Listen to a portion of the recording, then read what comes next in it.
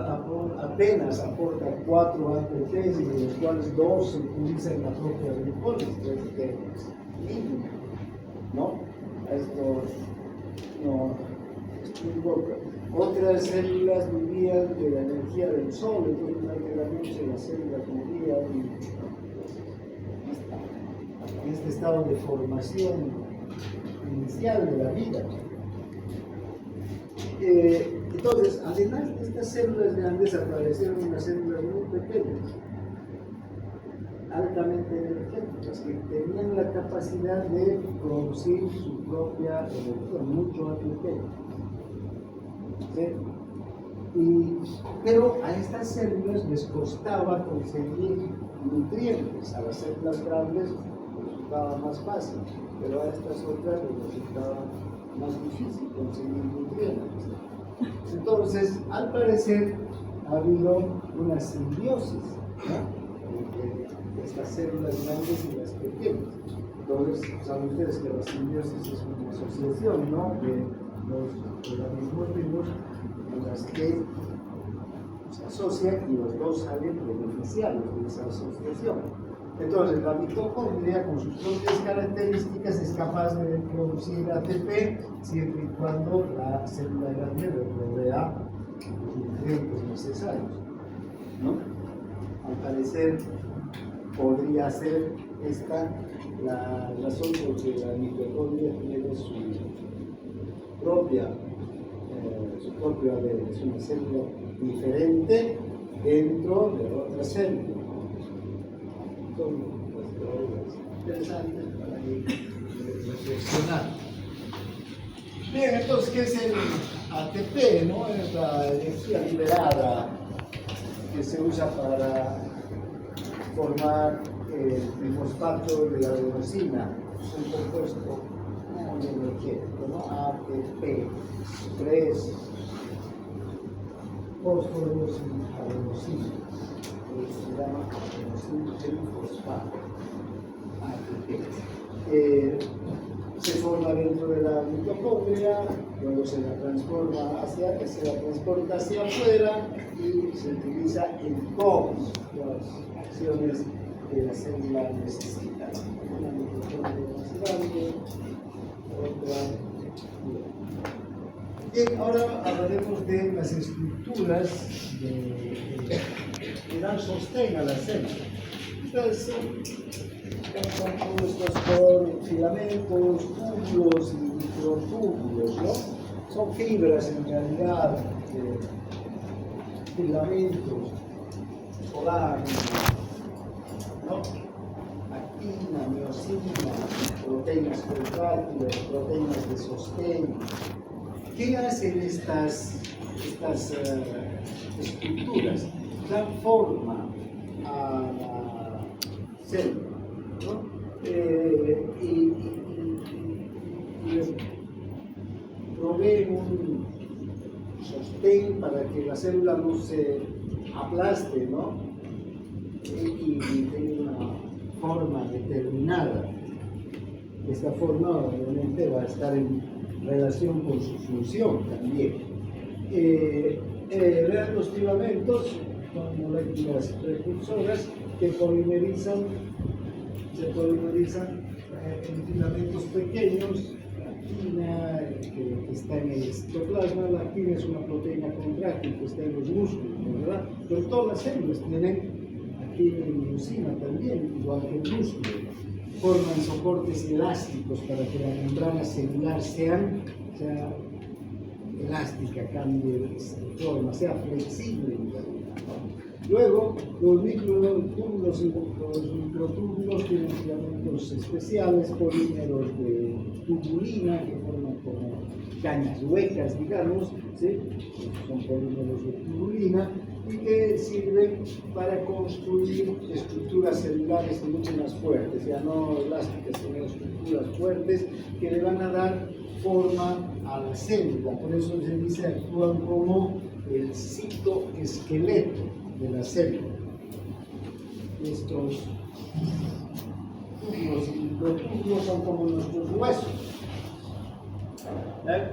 nosotros somos humanos y tenemos un esqueleto de humano, ¿no? Nuestros huesos le dan forma a nuestro cuerpo. En cambio, al perro tiene su propio esqueleto, ¿no? Le dan forma al esqueleto o al perro, ¿no? Le dan sostén a sus órganos, etc. Entonces, es igual. Entonces, cada célula tiene unos microtúbulos que le van a dar su característica especial, de glóbulo rojo, de célula epitelial, de neurona, de miocitos, ¿sí? Cada célula tiene su propia forma de estructura. Bien, finalmente hablaremos del núcleo. El núcleo entonces es el centro de control de la célula, que está también ocupando el mejor lugar dentro de la célula. Partes centrales de donde comanda todo, ¿no? Controla todo el núcleo. ¿Por qué controla todo el núcleo? Porque tiene los genes. ¿Qué son los genes? Son las estructuras que van a determinar las características de la célula, las características de la función celular y a través de qué van a determinar las características de la función celular, a través de las proteínas celulares. Cada célula entonces viene escrito en los genes, en el código genético, en el ADN, las proteínas que sus ribosomas van a sintetizar. Entonces, una célula,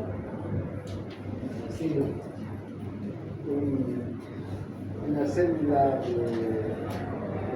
beta de los islotes de Langerhans va a tener en su código genético, ¿sí?, escrito el tipo de proteínas que va a sintetizar. ¿Qué proteína importante secretan las células beta de Langerhans? La insulina. Entonces, en el código genético de estas células está el código de la insulina. En cambio, en la hormona tiroides, en la glándula tiroides, en las células tumoides de la glándula tiroides, el código genético va a ser diferente. Aunque seguro que también van a sintetizar proteínas similares, ¿no es verdad? Proteínas exterinas, otras cosas que les sirven para su vida cotidiana. Pero la insulina está en el código genético de las células betas del ADN. O la tripsina, la quinotripsina, la carboxilipolipeptidasa son enzimas que producen los ácidos pancreáticos. Entonces, ¿dónde va a estar el código genético para la síntesis de esas enzimas?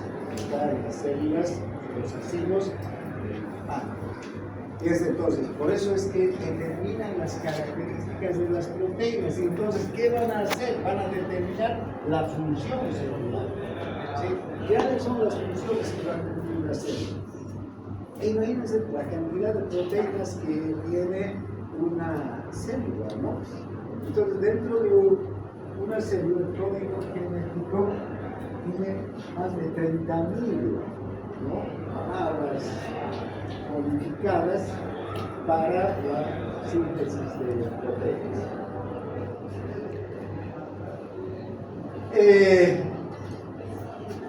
Todas las proteínas que la célula vaya a necesitar, tanto estructurales como funcionales, las enzimas intracelulares, enzimas de membrana, enzimas de receptores asociados a enzimas, todas las enzimas que tenga la célula. Pero además también controlan la reproducción de la célula, ¿no? Cuando se va a dividir la célula. Y en el eso es lo que controla. En biología ustedes han podido ver cómo se realiza la mitosis, la meiosis. En esta clase de fisiología, lo de la reproducción no es muy importante, porque ya han visto eso, lo van a volver a ver en genética o en enseñar. aquí lo que nos importa es esta función de los genes. Todo el tiempo vamos a estar hablando de las proteínas que se sintetizan cada célula de un órgano en particular y cómo esas proteínas son las que van a determinar la función, el funcionamiento del órgano. Entonces, las dos funciones de los genes, las proteínas que sintetiza la célula, la síntesis de proteínas y otra, la reproducción celular. Mañana vamos a hablar de la síntesis de proteínas, el tema 3 de sus libros, así que vayan un poquito repasando, ¿verdad? Es un poquito complejo y largo el tema. Y tenemos la membrana nuclear que cubre al núcleo. En realidad estas son dos membranas, dos bicapas separadas.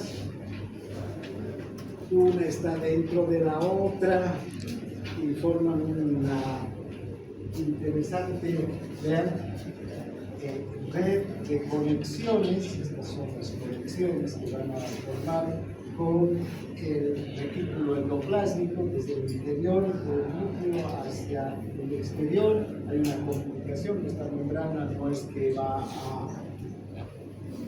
evitar va a aislar al núcleo.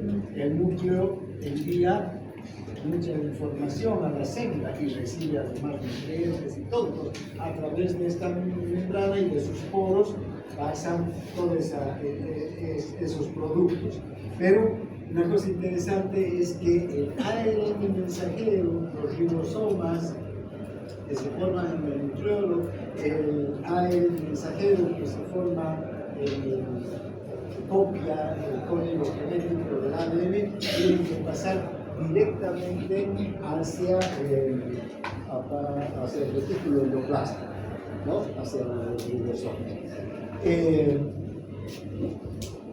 Entonces, tiene una conexión, una continuación, digamos, con el retículo endoplásmico, la membrana externa del núcleo. Luego, tiene miles de poros que atraviesan la membrana. Estos poros hay completos de moléculas proteicas. Los poros son muy estrechos, 9 nanómetros de diámetro y pueden pasar hasta proteínas de 44.000 de peso molecular. Estos poros tienen que proteger al núcleo. No cualquier sustancia va a ingresar al núcleo, puede dañar al ADN. Entonces, muy pocas sustancias de muy bajo peso molecular van a llegar hasta el núcleo para sus propias necesidades. Una proteína grande podría dañar el núcleo, ¿no? Una estructura muy compleja. Bien, entonces, ¿qué son los nucleolos? Estos nucleolos participan en la formación y la síntesis de los ribosomas.